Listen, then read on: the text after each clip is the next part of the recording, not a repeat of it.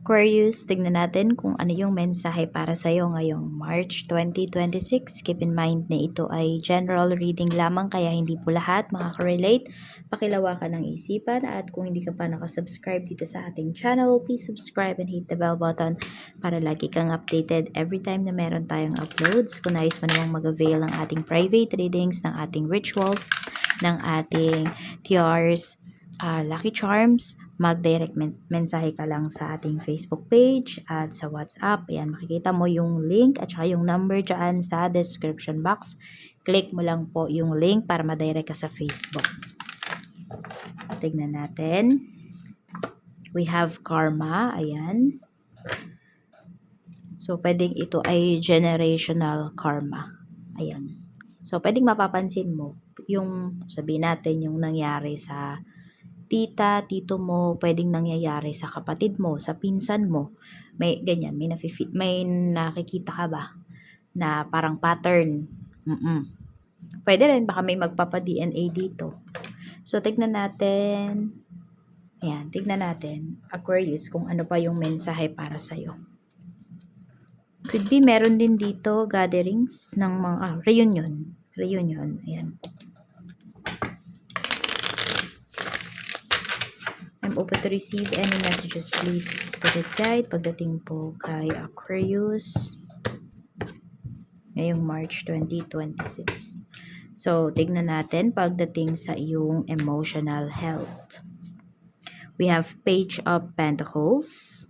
Okay, so marami sa inyo kasi pwedeng focus kayo sa, ito kasi mukhang may pinag-aaralan. Yan, may pinapractice, may pinag-aaralan. Yan po. So, pwedeng ito yung focus ninyo. Medyo, ano yung tawag doon?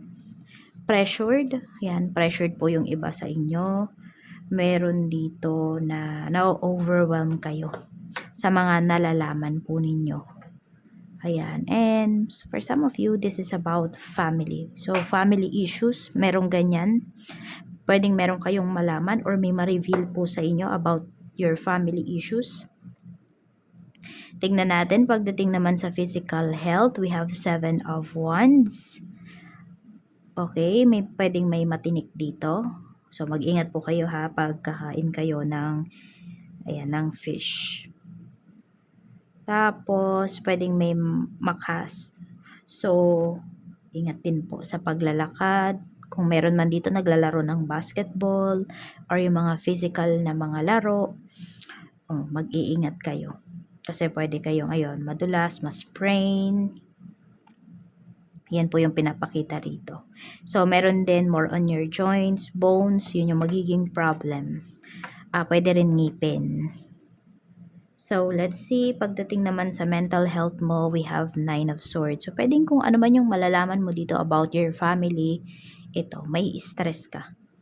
May pag-overthink po kasi rito. And meron din dito nakakaranas ng depression. Some of you need nyo ng professional help.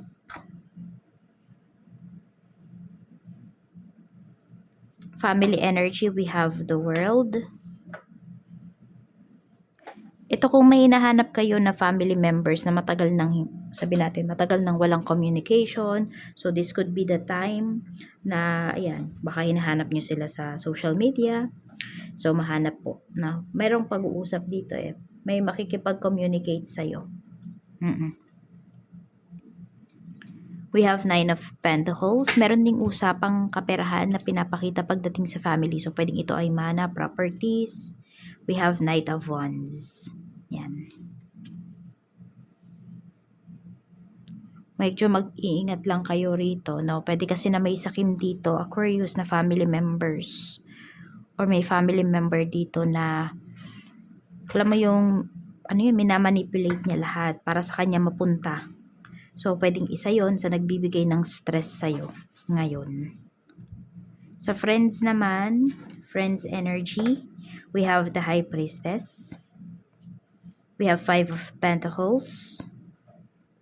And we have 2 of Wands. So, sa ngayon, pinapakita kasi rito, actually, parang wala kang aasahan dito sa mga kaibigan mo Meron din dito umiiwas sa'yo. So, kung meron ka ditong, hihiraman, kung ikaw man yung mahihiram ng pera or something sa isang kaibigan, medyo mag-ingat ka kasi kung pahihiramin ka man ng tao na yon, hindi kasi bukal sa loob niya. Oo, parang sa halip na makatulong sa'yo yon, kung ano man yung hihiramin mo sa kanya, pwedeng, ayun, may evil eye ka agad. At pwede kasi na nakikita ko dito, Aquarius, no, pwedeng dun magtapos yung friendship ninyo. Kaya mag-iingat ka rito. Whether naman kung ikaw yung magpapahiram, 'di ba? Dun sa tao na yon, pwedeng ganun din yung mangyari. I mean, hindi naman masama yung loob mo, no? Hindi naman sa ayaw mo. Pero kasi yung friend mo na yon, parang pag binalik niya sa'yo, meron ng kasamang sumpa, yung ganun. Baka hindi na lang evil eye, sumpa yung gawin sa'yo nung tao na yon. So, maging mapanuri ka daw dito kung sino yung mga tao na, or mga friends mo na pinagsasabihan mo ng mga plans mo, at saka kung kanino ka mabait dito. Oo. Tignan natin.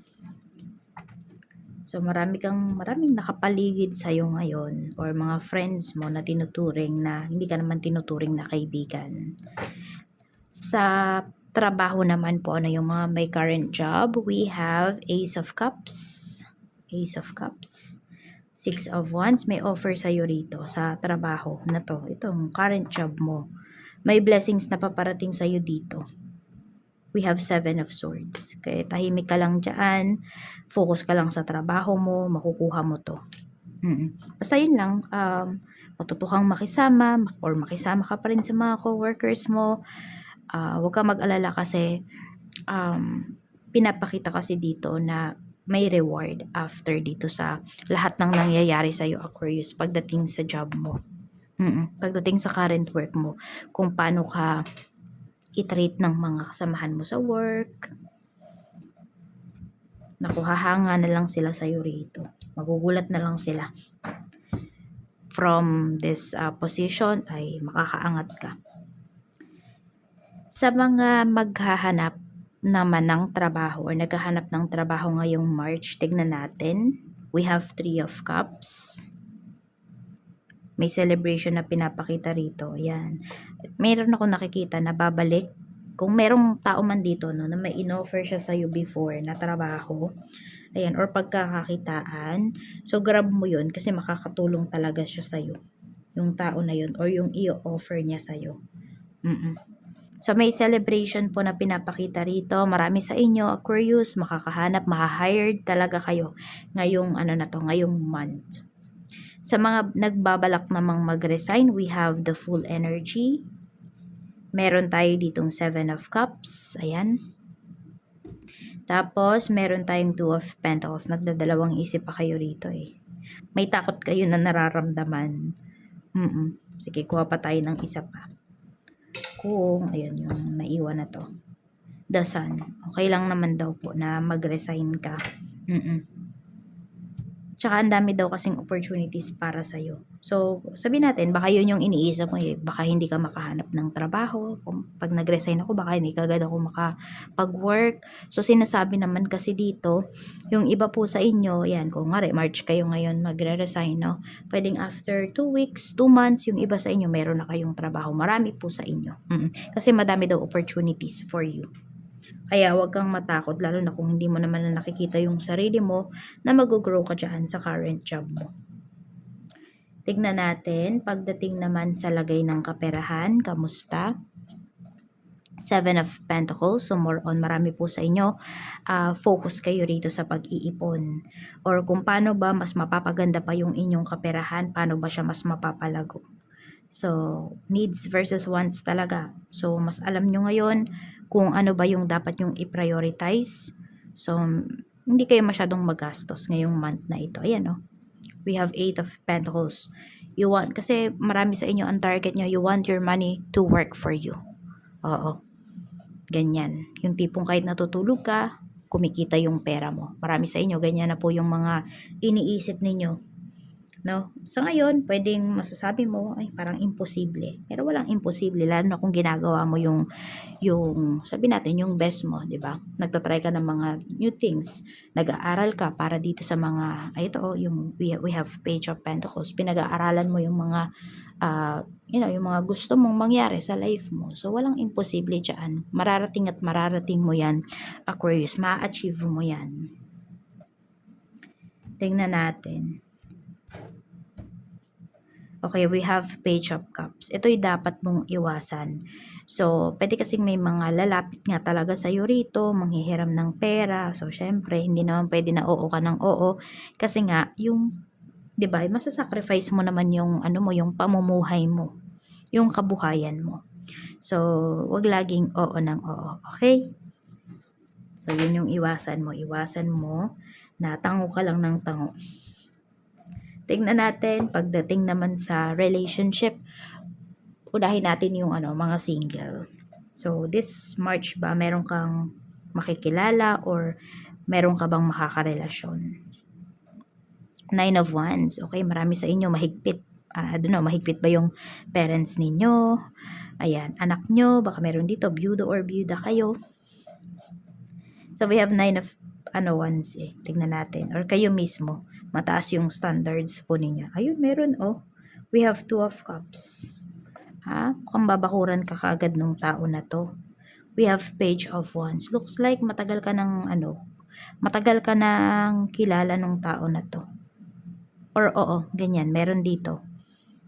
So, hindi lang to makapasok sa life mo before, di ka lang ina-approach ng tao na to kasi pwedeng you are in a relationship before. Or pwede ngayon lang siya nagkaroon ng lakas ng loob. So, possible po, ayan, meron ditong dumating talaga na meron dito na makarelasyon ka or sabi natin makausap, baka talking stage muna, 'di ba? Pero meron nga dito is matagal nyo nang kakilala. Tignan natin. May magyayaya sa yung mag-date. Kaya lang iba kasi sa inyo, nakita ko dito, Aquarius, parang natatakot kasi kayo sa issues. I don't know kung ano ba yung mas bata ba sa inyo yung person nyo or mas matanda ba kayo. Basta sobrang laki ba nung agwat ninyo, kaya ito parang iniisip mo kasi yung iba po sa inyo na single no, iniisip ninyo yung sasabihin nung tao kapag nakipag-date ka kay ganito, kay ganyan, or kapag niyaya mong mag-date si ganyan, si ganito, huwag niyong iisipin yun kasi once inisip niyo yun mahirapan talaga kayong magkaroon ng love life niyan, 'di ba? Basta wala ka namang tinatapakan na tao, go. Diba? Kung pure naman yung intention sa'yo ng isang tao na yun, go. Kung, diba, kung nagkakaintindihan kayo, go. Huwag mo isipin yung ibang tao. So, tignan naman natin, pagdating naman sa mga in a relationship, okay? We have 9 of Cups, 4 of Cups. Ayan. So, ang nakikita ko lang dito, kontento po kayo sa isa't isa. Kayo ng person mo. Diba? Kung ano yung ugali ng person mo, kung basta naman, 'di ba? Nagkakaintindihan naman kayo, okay 'yon, walang issues, di happy kayo dito. Hindi niyo hinahanap yung wala sa person ninyo. Hindi niyo din siya, alam mo yun, hindi niyo kino-compare yung isa't isa towards sa ibang couple. Yun naman yung maganda sa inyo. Aquarius. Oo. So, tanggap nyo yung isa't isa, napaka-importante din, di ba? Yung flaws, yung features ng bawat isa.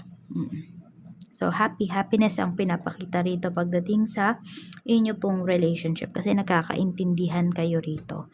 May mga times na may, may sabi natin, pagiging moody, may moody rito, pero maayos din naman yun. Mga petty fights lang ang pinapakita or baka nga wala pa halos. Sa mga mag-asawa naman, tignan natin. So, we have 10 of Wands, Page of Swords, and we have the Hermit. So, meron naman dito, di ba meron sinasabi yung about sa DNA. So, meron bang mag-asawa rito, nahihirapan kayong magkaroon ng anak? Nahihirapang makabuo, ganyan. Or meron na, pwedeng meron na kayong isang anak, ganyan, pero nahihirapan ang sundan. So, for some of you, yun yung pwedeng paplanuhin po ninyo. Sige, tignan natin kung mabibiyayaan pa ba kayo. Madadagdagan pa ba? Eight of Cups. Okay, so pwedeng marami kasi dito stress, kaya hindi nakakabuo. So, napakalaki po ng factor ng stress. So, 'di ba ano ba yung nagagawa ng stress sa inyo? Nag-i-stress eating ba kayo? So, yung iba, 'di ba, tumataas yung weight ninyo. So, yun. Kailangan mo na daw magliwaliw. Magliwaliw talaga. Kailangan, wag kayo masyadong magpaka-stress. Para meron pa ditong mabuo. Kung gusto nyo lang naman yan, ano. Oo. So, yun. More on stress kasi ang pinapakita rito eh. So, pwedeng, yan, kung hindi naman anak yung pinoproblema po ninyo, hindi pregnancy. So, ang pinapakita rito is pwedeng yung asawa mo, natutuon yung attention niya ngayon sa ibang tao. Yan. Yun yung nagbibigay ng stress sa'yo. Pwedeng sa mga barkada, ganyan. Or kung ano man tong kinakaadikan niya. Doon na focus. So, tingnan natin kung may third party ba.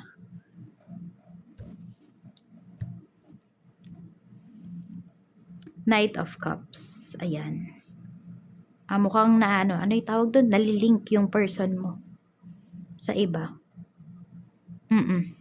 May mga bad influences dito sa paligid niya. Kaya pwedeng yan yung pinag-aawayan po ninyo. Pero nakikita naman kasi dito, we have Page of Swords. Pwedeng umiiwas naman talaga yung asawa mo doon sa, kunwari, mga nirereto sa kanya, ganyan. Kaya lang, yung mga nakasama niya, yun yung nambubuyo.